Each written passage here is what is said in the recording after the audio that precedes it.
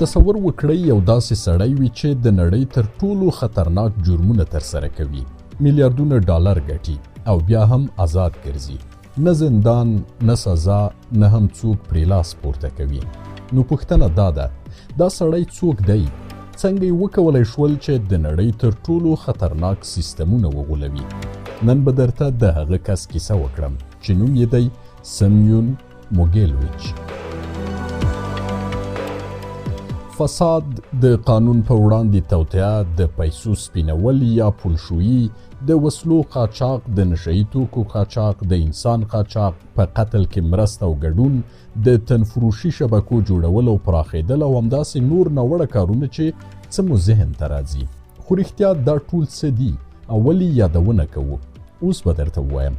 دا ټول هغه تورونه دي چې سمیون موګیلویچ نومی کس پرې تورن دی.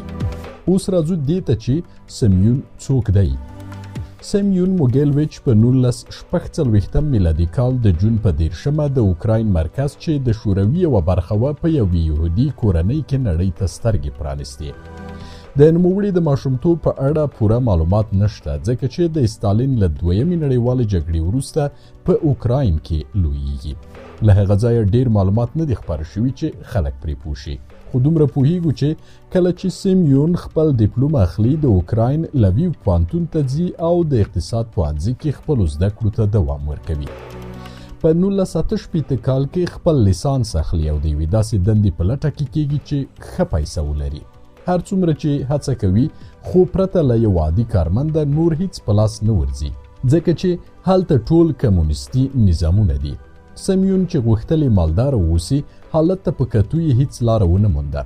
ځان سره فکر وکړ چې په دې کمونیستي نظامونو کې پرته له بېلاریتوبه بله لار نشته چې دی پرې مالدار شي.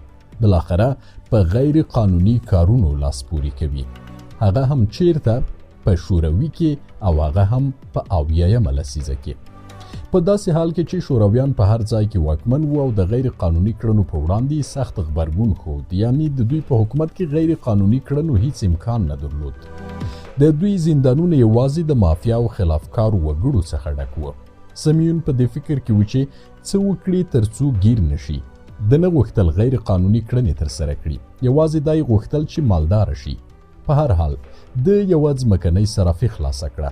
په شوروي کې صرافي کاملا یو غیر قانوني عمل دی. یوازې به د روسیې روبل چلیږي، نور به هیڅ پیسو څخه ګټه نه اخیستل کیږي مګر دا چې دولت اجازه ورکړي.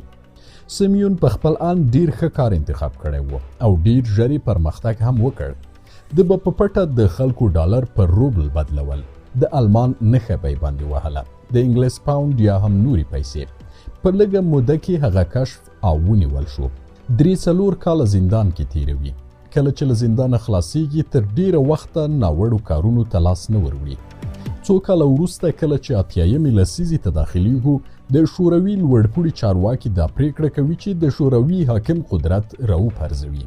په همدې دلیل دوی د لومړي ځل لپاره د مافیا یوه ډله جوړوي. سمیون چې له دغه کاره خبریږي وایي بالاخره یو ځای پیدا شو چې کار وکړم. ډیر ژر د مافیا له دغې ډلې سره یو ځای کیږي. کله چې سمیون موګیلویچ دغې ډلې سره یو ځای کیږي، ډیر ژر د بریا لوړو څوکو ته رسیږي او د ډلې د ستر مفکر په توګه پیژندل کیږي. دلته چې هر کار کیږي لومړی له سمیون سره مشوره کوي، په ځانګړې توګه د پولشویي، صرافي او حسابداري په برخه کې. په همدې لسیزه یعنی 1980 میلادي کال کې ډیری شورویان غواړي چې له هیواده ووځي. دا ځکه چې دوی لږه اندازه ازادي ترلاسه کړي او د تېښتې لار اسانه شوې. د همدې لپاره یهودیان غواړي وتښتي ترڅو چې لارې بیرته بندیږي. سمیون هم د داسې خلکو لپاره د وتلو لار برابروي او ورته وایي د ښو پیسو په مقابل کې موږ کولی شو تاسو په راحتۍ او اسانۍ سره له شوروي وباسو. سمیون موګیلویچ له دې لارې څخه ښې پیسې ترلاسه کوي او هغوی بهر لیږي، یا امریکا او یا هم اسرائیل ته. لکه څنګه چې سمیون خپله هم یهودي و، نور یهودیان چې به کله له هیواده وتل په ده باندې به یې ډیر باور درلود.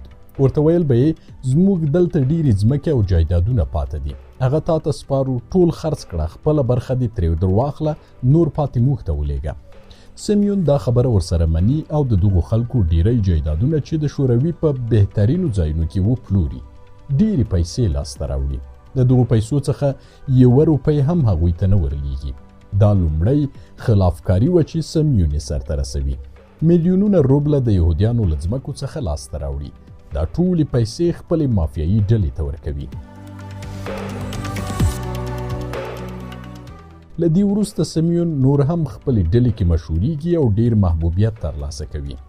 د حسابداري او پیسو واک ټول ده ته ورکول کیږي. د مافیا غړو دا انګیرله کوم کارونه چې سمیون کوي موږ یې نشو کولی. د دې لپاره هغه باید د ډلې مشر شي. سمیون چې خپل دریځ او پیسو ته وکتل په لوړو کارونو یې لاس پورې کړ. مثلا د وسلو قاچاق. نه یوازې شوروي ته بلکې ټولې نړۍ ته یې وسلې قاچاقولې. د دوی ډله دومره واکمنه شوې وه چې کولی شوای له ضد او سخت دریځه شوروي څخه د نړۍ هر ګوټ ته وسلې قاچاق کړي. البته په 80مه لسیزه کې. تر دې مخته دې کار هیڅ امکان نه درلود، خو په دې لسیزه کې د مسکو دولت هم مخ په ځوړ روان دی. د سمیون د ډلې مخه خلاصه ده او بله دا چې د مافیا دا ډله په شرقي اروپا کې هم لاس لري. هره غیر قانوني کړنه چې په دې سیمه کې ترسره کیږي د دوی د ډلې خامخا لاس پکې وي، له تنفروشي څخه بیا تر انسان تښتونې پورې. ښایي باور مو ونه شي دا ډله تر دې حده واکمنه شوې چې ان مختلفو هیوادونو باندې غني شوي یورانیم پلوري.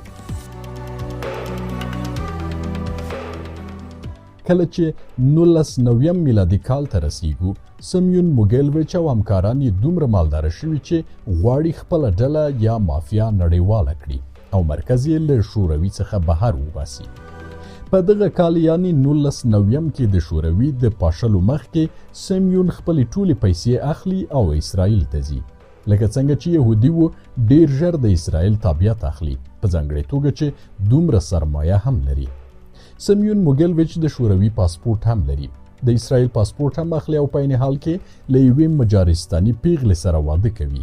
ځي مجارستان ته د هغه ځای پاسپورټ هم ترلاسه کوي. یعنی په یوه کال کې د 3 هیوادونو تابعیتونه ترلاسه کوي. اوس ښایي ووایاست چې دا دومره پاسپورټونه نوموړي ته څه په درد خوري؟ ډېر ورته ضروري او اړین دي، ځکه دی غواړي خپله مافیا نړیواله کړي. دا پاسپورټونه یې کار ډېر اسانه کولی شي.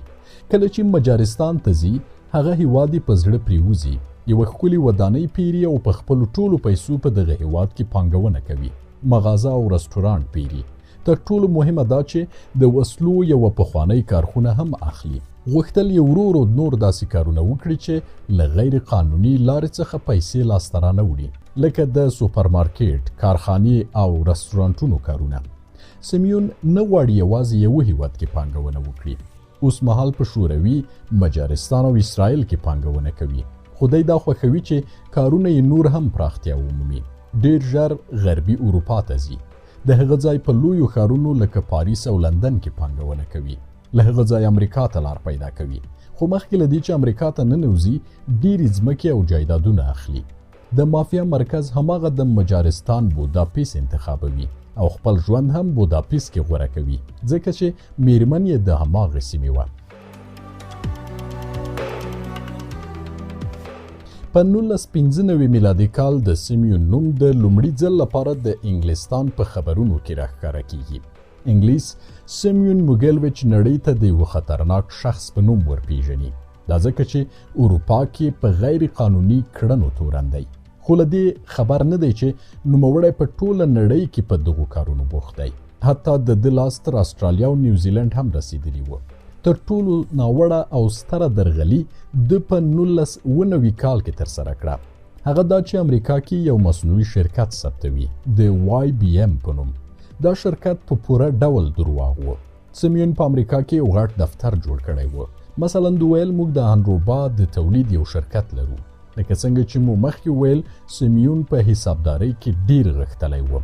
د به د دې شرکت حسابونه خلکو ته ډیر لوړ بیانول. مثلا سږ کال موږ 10 میلیونه ډالر ګټه درلوده. سمیون په همدغو درواغو د شرکت ارزښت 1 میلیارد ډالرو ته لوړ کړ. کله چې د دې شرکت سهام پلورل کیږي د 40 ساعتونو په اوږدو کې د دې سهام ارزښت 0 ته راښکته کیږي. له دې وروسته سمیون له خپلو پیسو سره له امریکا څخه تښتي، بوداپست ته ځي. خو اوس شاید ووایاست چې له دومره غټې غلطۍ او درغلۍ سره هغه ولې نه نیول کیږي؟ ولې د قانون منګولو ته نه سپارل کیږي؟ دا ځکه چې د دوی ډله دومره پیچلې وه چې کله به یې د دوی له ډلې څخه کوم کس ونیو هیڅ چا دا نشوه معلومولی چې اصلي مجرم څوک دی. په دې پوهېدل چې سمیون د دغو ټولو کارونو تر شا دی خو هیڅ کوم سند یې نه درلود. شفاهي خو څوک نیول کیږي نه. یوه تر ټولو غټه پانګونه چې دوی کړې وه هغه دا وه چې د روسیې د طبیعي ګازو پر نلیکو یې پانګونه کړې وه کوم چې د اروپا مختلفو سیمو ته ګاز لیږي. همدارنګه د ترکمنستان او اوکراین په نلیکو هم دوی پانګونه درلوده. خلاصه سمیون موګیلویچ د نړۍ تر ټولو ستر خلافکار شخصیت دی. خپل کار کوي او هیڅوک نشي کولی ونیسي. خو یوه نادره خبره دا ده چې کله چې په 2008 کې د مسکو تمځای ته رسیږي د مالیاتي تیښتې په تور نیول کیږي. څو میاشتې د مسکو په زندان کې تیروي خو نه پوهیږو څنګه او له کوم کاناله د روسیې له دولت سره په اړیکه کې کیږي. د روسیې دولت دی ازادوي وایي چې تیروتنه رامنځته شوې. کله چې له مسکو څخه خلاصیږي دا ځل اف بی آی د سمیون د نیولو اعلان کوي او په سر یې د 15 میلیون ډالرو جایزه هم کړي. خو په 2015 کال کې اف بی آی د سمیون له پلټنې څخه لاس اخلي. وایي چې سمیون نور زموږ له څارنې څخه خلاص دی. په دې موږ نه پوهیږو چې دا ولې. ښایي سمیون د نړۍ په هره برخه کې پارټي ولري یا ملګري ولري. اوس مهال سمیون موګیلویچ یو میلیاردر دی. په مسکو کې ازاد ژوند کوي. د 15 هیوادونو تابعیتونه لري. مثلا روسیه، اوکراین، اسرائیل، مجارستان او یونان. سمیون موګیلویچ د نړۍ له سترو خلافکارانو څخه دی خو ډیر خلک یې نه پیژني. هغه اوس 9 کلن دی او د مسکو په یوې پرمختللې سیمه کې ژوند کوي. د ده خلاف شبکه اوس هم نه ده ورکه شوې. په لسګونه زره خلک پکې په کار بوخت دي. ډیری خلک د یو پوهنځي له سند څخه د عمر تر پایه ګټه نه اخلي. خو سمیون د اقتصاد په تخصص د عمر تر پایه ښه ګټه واخیسته. البته په غیر قانوني لارو.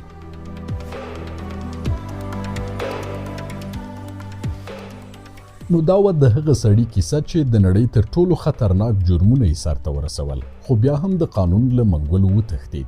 سمیون موګیلویچ یو نوم خو تر شا یې یوه پټه امپراتوري ده. شاید تر ټولو عجیبه خبره دا نه وي چې هغه څه وکړل بلکې دا ده چې تر ننه پورې لا هم آزاد ژوند کوي. نو اوس ته فکر وکړه آیا رښتیا هم قانون پر ټولو یو شان تطبیقیږي او که ځینې خلک له قانونه پورته وي؟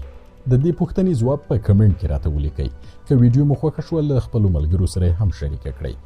او که دا ډول رښتینې او پټې کیسې خوښوئ نو دا موضوع له لاسه مه ورکوئ ځکه راتلونکې کیسې تر دې هم خطرناکې دي.